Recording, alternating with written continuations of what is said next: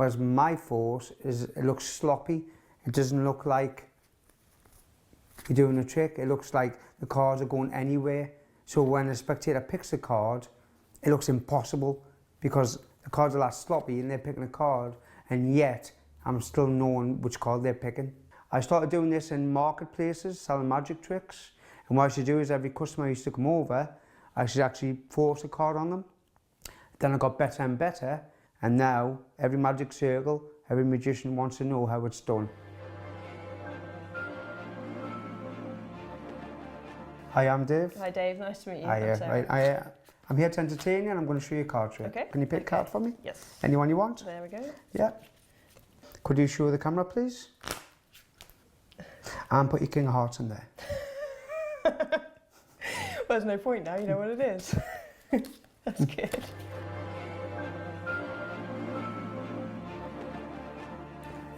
This is the secret of how the trick works. So for practicing, you've got the Ace, 2, 3, 4 on the top. Okay? Swing cut. There's a break. Now it's on timing as well. So there's a break. So when you spread, that's going to be the ace. Remember, this is for practicing and performing. So even though you're practicing, you're still performing as well. So when you're spreading, there's an ace, there's a 2, there's a 3, there's a 4. So when they're picking the card, it's like slow motion. You'll see their hand coming over. They'll either pick that, but then you still have to keep spreading the card. Don't stop, because it doesn't look very good. So same again when you're practicing. If you go to the next person, walk around, put your Ace, 2, 3, 4 back on the top. Remember, this is the only way you can practice when you're doing it for live. So a swing cut, there's the break. When you spread, when you're going faster, you can't see a break, but you know where it is. So they'll pick the Ace, 2, 3, 4, but you have to keep spreading the cards, even when they take the card out. Now I've went through the 1, 2, 3, 4. When you start getting better and better, you're going to take a card away. So I'll take the 4 away. I'll just throw it over there. So you've got the Ace, 2, 3. Same again, swing cut. There's a break. When you spread, you know 1, 2, 3. Right? When you get better, you do it with 2 cards. Ace, 2. Swing cut. There's the break. Spread, you know there's an ace. There's the 2. When you get to 2 cards, don't bother with the ace. I'm going to put them down. So now you could ask someone to name any card. Go through, say it was 8 of hearts, put the 8 hearts on the top. Swing cut, you know it's there. When you spread, you know the 8's there, and you can force their card what they've named and what's the reaction. Good thing about this trick is it's angle proof, so it doesn't matter how many people's round you, you can't get caught. Okay? So I'm going to show you a right way and a wrong way. This is the right way. Look through. Could you do me a favour? Could you pick a card for me, please? Anyone you want? 2 diamonds again. Right? And I'm going to show you the wrong way. Even though it looks right, it's not. Could you pick a card for me, please? Remember the card? Mm-hmm. Put it back. Is it a Jack of Diamonds? Yes. Sorry. What he'd done is he thought he was going to pick a 2 of diamonds again, right? But me being cheeky, I made him pick the Jack of Diamonds, okay? So if I said to you, pick a Jack of Diamonds, right? Okay? But the good thing about this is, I'm going to show you again, this is the wrong way. Could you pick one? And all of a sudden you stop at the card. You just stop. It looks all right, but it's not what I'm learning. I'm teaching, sorry. Right, this is the way you do it. Could you pick one for me, please? And you carry on spreading, even though he's picked the Jack again.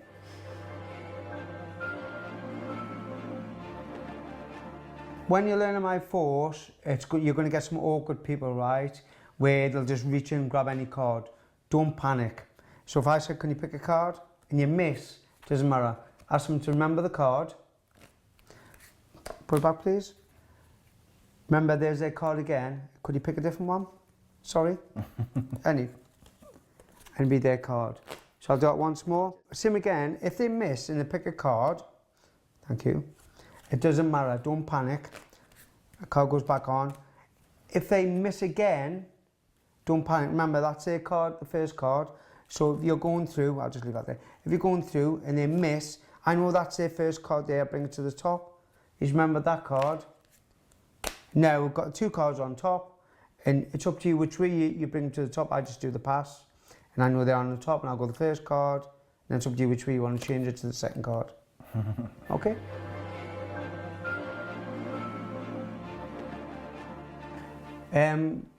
Another thing is, troubleshooting is when you're about to do the classic, you get people who do this.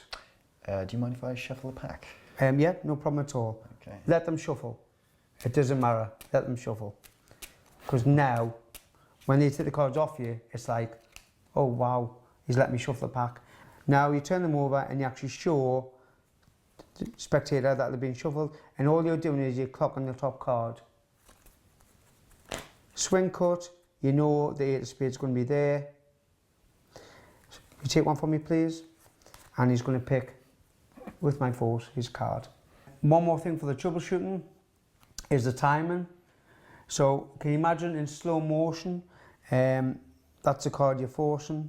Swing cut. If his hand comes over, if his hand's going slow, you go slow with the cards.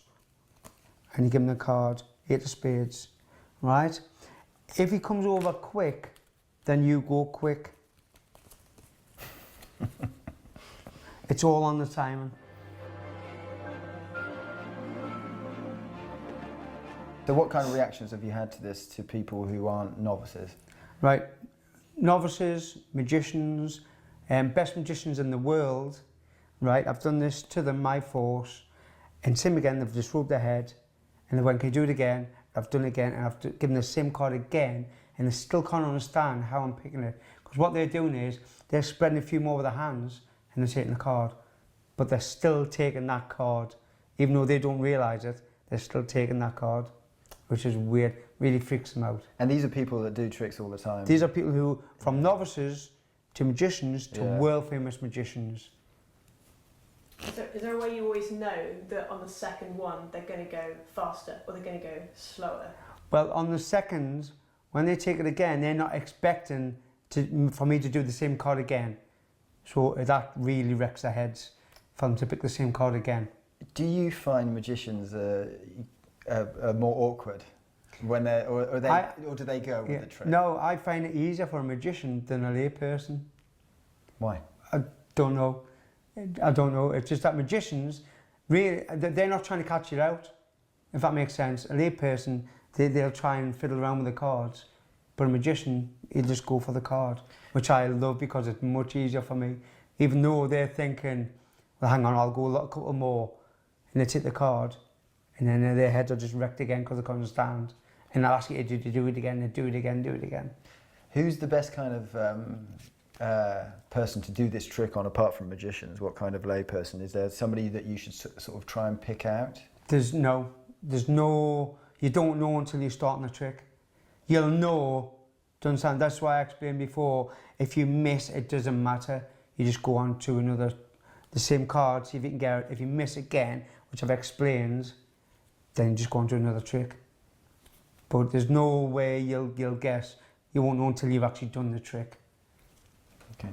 But 9 times out of 10, you will catch people if you learn it properly. And there's no difference between male and females, you're saying? Men are easier than females. I don't know why, but some women, because a lot of women don't like the magic, I don't know why, they reach in and sometimes they'll just grab any card. You know, but a man, I know sound daft, they'll just reach in. But a woman's a bit more, you know, they try and catch you out all the time.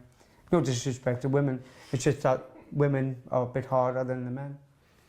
Men will just I go still catch with them the out. I flow. still catch them out, Yeah. but not as easy as the men. More of a challenge. More of a challenge. Yeah, good. Yeah. So it's good to practice with a woman.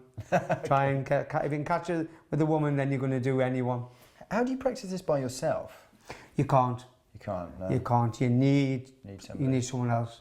That's why when I used to sell in the marketplace, every time, doesn't matter who come, I'd say, here, do us a favour, just pick a card. Every time. So it is good. A lot of magicians say to me, I find it hard to practice because my wife won't let me do it. So I always say, you know, well, when you're out, just try with anyone. Just say, pick a card. You know, if you're out, someone's not going to be nasty and go, no, go away. Just say, you know, I want to show you a new trick, just pick one. What would you recommend to somebody who doesn't have that? Because obviously you've got the opportunity on the market to try it out on lots of people's... It's going to be hard because you do need one-on-one. You have to have someone to pick a card. Otherwise, you're not going to do it. And I guess you've got to vary it with different types of people because otherwise you'll learn one person's picking motion, right? You will, yeah. You'll get used to where they'll pick and then say do it again. And you'll get used to the speeds as well, like I said before, where slow or fast. Because the same person like yourself, you might do it one time and then the second time, because you're excited, you go faster. But what do you do if you get somebody that's good, if you spread them for me and they're going, no, actually I want this one. Right, exactly what